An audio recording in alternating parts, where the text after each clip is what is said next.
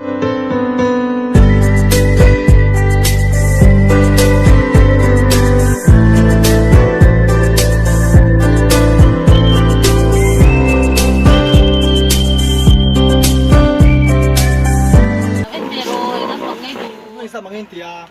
mà này nắng lâu mò trên du giặc quá sớm ngã thế sáng khai giang nhẹ nha em hậu em không nghe em đủ giặc quá sớm ngã thế sáng khai giang thế mò em sai biệt không thèm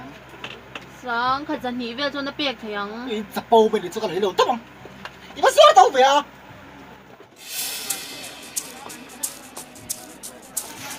anh muốn làm về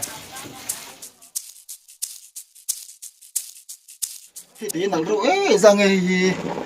sáng khai giang ngay nó biệt thì sáng khai giang ngay biệt thì mò anh chỉ là suốt ta giặc quá sớm ngã thì xia ôi lộc lộc mấy à anh chiang suốt ta giặc quá sớm ngã thì ôi tàu mấy cái cái đồng phe ta sáng khai giang ngay thì ôi tàu lại rót bự xia tàu lộc hoa sen nan hi ôi bên giặc bao bên giặc bao về giặc nó bị giặc bao tụi nó ôi à đó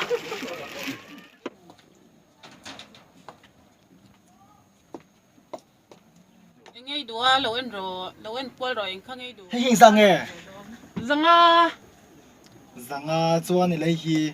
sorry tàu thì gì ôi tàu thốt lâu à anh hình giang nghe ăn khá sáng khá ôi suốt ta đâu mà giặc quan ti ôi ít bù vắng giặc quá em đỡ sấy sụ cái mua sấy lắm ít bù lâu đỡ sấy sụ cái vạc dọc thì cái gì này chúng mấy mấy thì khăn ôi ha in đó cái này tịt con thì tú mà năm lâu mà đi đó cho cái phẳng ra cái chữ căn phật về lâu đó ngang in anh đi nó tắc cần sấy cái phẳng cái gì khác cha ba masuk cái customer cái gì mi care về đấy chứ ôi customer chạp ôi đi lâu cái care bị lâu chứ chế mấy đấy chưa hey ra món hey ra nghe sao cái gì này ôi giờ mình bốc cái ship bị to lâu chứ à vâng chặt bao ôi chặt bao thì lắm lâu customer suy đi hey ra bố có ship bị to lâu chứ vâng chặt thế lâu về à ôi cái đấy là tốt không ôi lấy số cái đó ôi hey nó bằng hôi à ô nè vẫn chả làm rốt về này không mà xin à cái cháu nó có chút không ô chút rồi cái bia để nó bằng hết mình rồi ô nấu bằng hết đi nó làm rốt về sẽ phải cho nó cái lấy về nha ôi đó 빨리 방학을 패도 인 잡바고 럼 또 뭐. cái 하. 되게 좀. anh không mặc nôm về 에 대양 도 까이 윌로 페르피아 어디야 인 잡바고 럼 또 가. ôi mi anh già đâu về 나서 이 페르티. 애들 비싸 아니야. 네 같이 지내던 가보아 들어서 뭐. 같이 제발로 오늘 들고 뭐.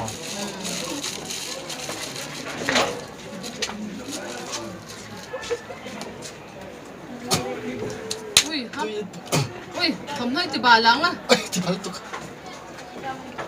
chị là mi bà xẻo về lẹ anh chỉ nói thầm hơi thì phải lẹ mày hay sao mua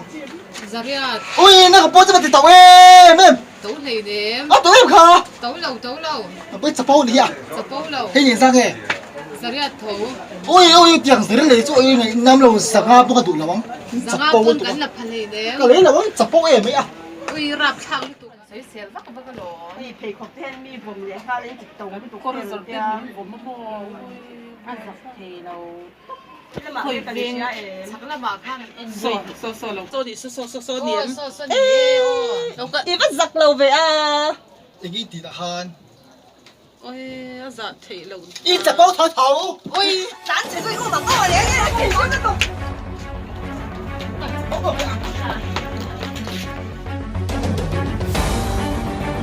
đi rồi nó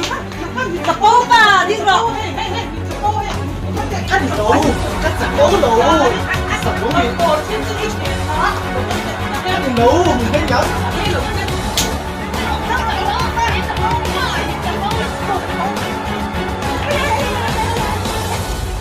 Hãy subscribe cho kênh Ghiền Mì Gõ để không bỏ lỡ những video hấp dẫn